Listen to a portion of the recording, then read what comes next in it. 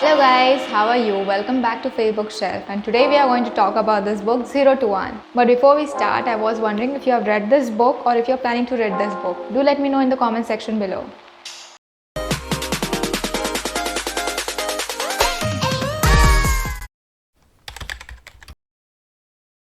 Now, let's get started. But before that, let me tell you a bit about this book.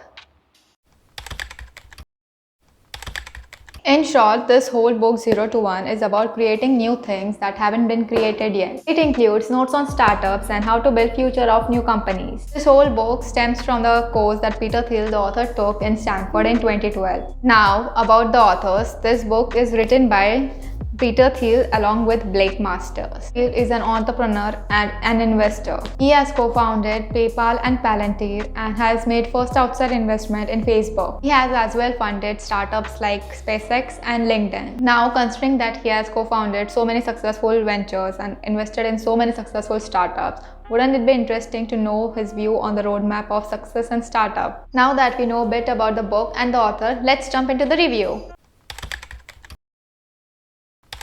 Now, to give you a little bit more idea about what the book is going to be about, I'll read out the chapter names for you. And now that if you want to skip this section, you can just find the link in the description box below. You can click on the next timeline and continue watching this video. So in this book, there are a total of 14 chapters. And the first chapter is the challenge of the future. Second is party like it's 1999. Third is all happy companies are different. Fourth is the ideology of competition. Fifth is last mover advantage.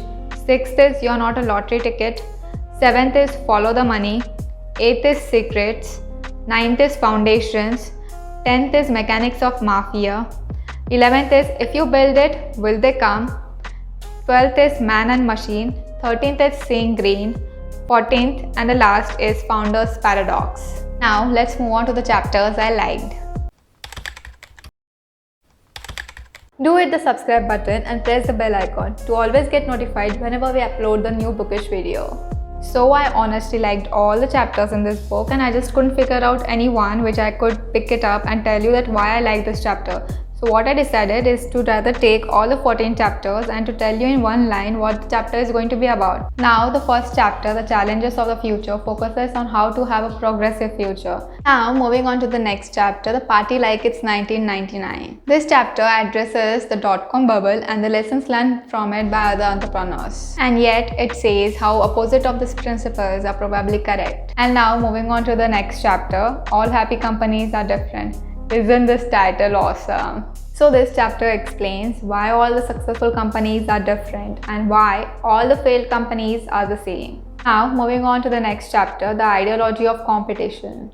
I really found this chapter very interesting. In fact, there are some lines from this chapter which I would like to quote and I would like to share them with you all. So here they are. So let's start with my first favorite. So first is, the competition can make people hallucinate opportunities when none exist. Second favorite is, winning is better than losing, but everybody loses when the war isn't worth fighting.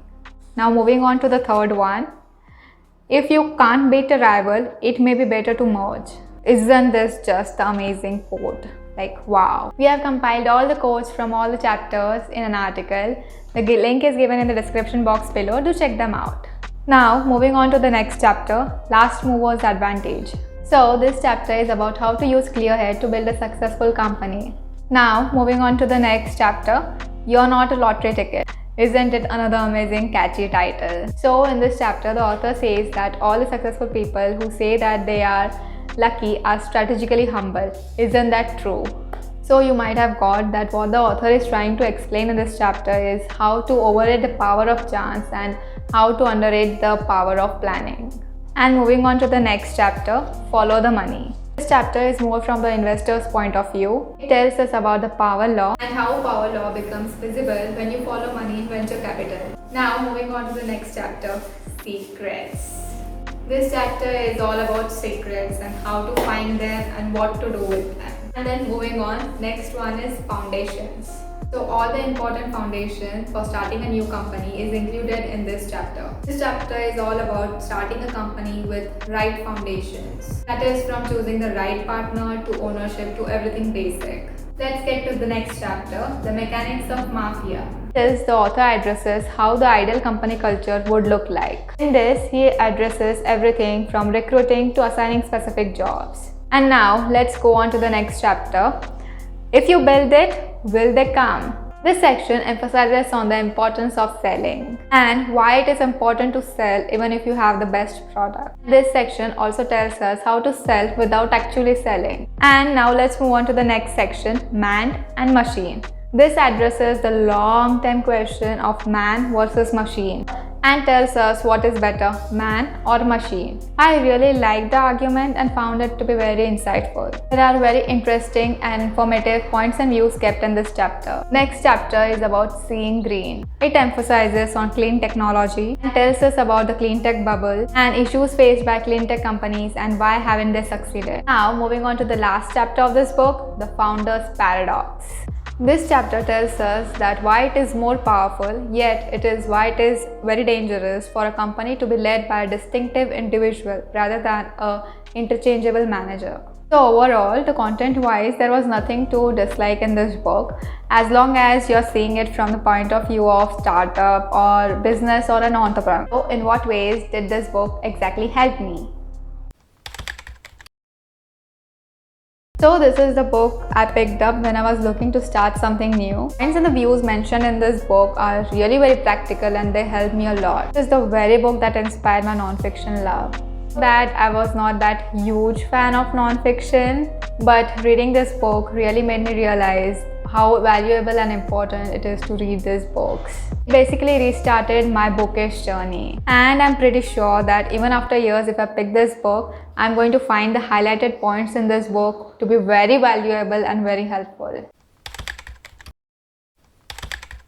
I really like this book and I'm surely going to give it 5 on 5 stars. Overall, this book is short, concise and worth reading. I would definitely recommend this book to everybody who are already entrepreneurs or starting their entrepreneurship journey or are genuinely interested in the topic of entrepreneurship. Even though the cover suggests that this book is geared towards the startups, the values and the principles mentioned in this book are also applicable for the larger companies. But for the larger companies to unlock the full potential of this book, they have to make the conscious cultural changes in the company.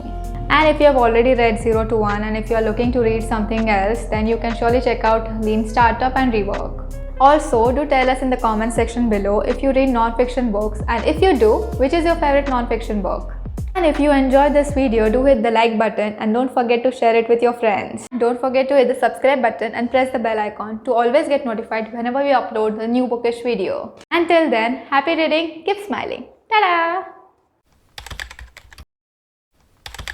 This whole book, my expression was weird.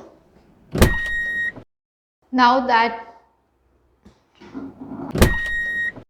you hit the subscribe button and press the bell icon.